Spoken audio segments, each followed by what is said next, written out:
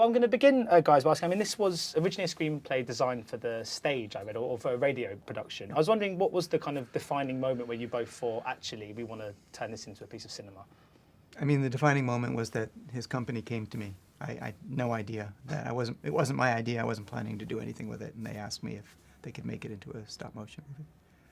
Because, I mean, the story itself is one that could be told as live action. It's not asking too much of, I mean, usually sometimes with animations, we have kind of lots of colourful images and stuff that aren't as easy to translate in live action. But this is very much quite a sort of intimate character study. So I was wondering, what was the decision here to make this a stop-motion production? You could really make any film as animation nowadays, or any animation as live action. Most and films, often there's a crossover that you're not even aware of. most films are, you take any Marvel film or the Avengers, and they're maybe, I don't know, 80% animation. It doesn't really, there's not really like a animation or live action thing anymore. Except ours is entirely animation. We're pure. I mean, as far as what you can and cannot do, and I think that there is a bit of a stigma with regards to animation and sort of traditional animation, and that it's allocated towards kids films and general audience, and we see it as a medium and not a genre, and particularly at Starburns Industries, where I was working, and along with Dino Stamatopoulos, who's one of the founder of the studios, we had wanted to use stop motion to explore adult stories, because adult stories are the stories that we're personally interested in telling. Because, I mean, you went via Kickstarter to secure the budget. I was just wondering what the reason was behind that, and if you can see more and more filmmakers in the future sort of turning to crowdfunding to get their projects off the ground.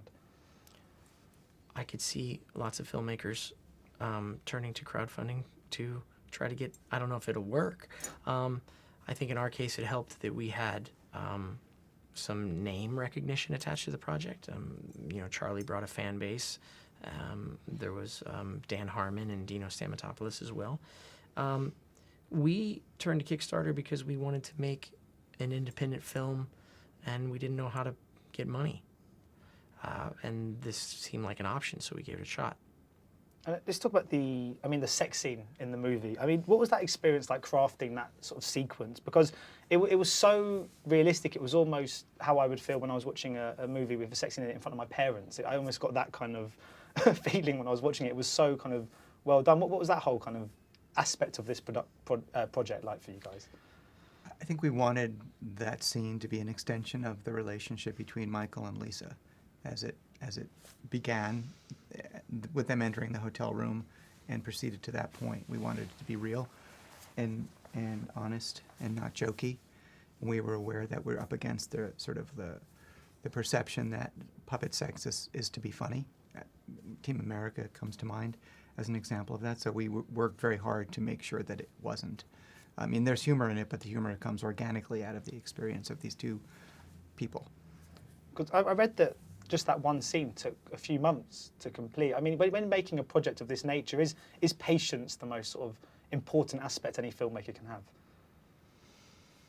Is it the most important? I don't know. I mean, certainly it's an element with this craft, particularly with regards to animators. I mean, they spend a lot of times, oftentimes many months, very focused on something very minute and specific. It's not unlike making a very complicated model ship or something. The same type of, I think, mindset of people that like to focus on that level get into this art form. But the sex scene, yes, did take a very long time. It was very complicated. And I mean, I imagine it's very easy to get sort of connected to the characters that in any project you undertake. But usually they're played by actors who you might meet 6 months later and they're not the character anymore, they're themselves, or you might see them in another movie where they're playing a completely different creation. Whereas in this, you've actually got physical puppets. Do you feel almost like they're more real, these characters, because they haven't gone away, if that makes sense? They have gone away, though. I mean, that's the thing that actually makes me feel that they're real, is that, when we see them now and they're just standing there, because we're so used to seeing them in the movie and being alive, but they're not alive. there's something really sort of tragic about it. You know, they're puppets now. They don't do anything anymore. You know, and there's so much life imbued in them in the movie through the animators and the voice actors that there's something sad about it. So who's keeping the puppets between you, or have you got? Are they in a kind of office? There's several of them. Yeah. So There's not just one Michael. Yeah. There's many Michaels, many Lisas, and there's lots of other puppets. So we'll all get one or two, and some of them go to Kickstarter people as prizes, people who gave a lot of money. So when dealing with such an intimate character study like this, actors excel because you can see the kind of the nuances and the subtleties to their facial expressions. Was that one of the real challenges for you in capturing all of those sort of subtle emotions just through using puppets?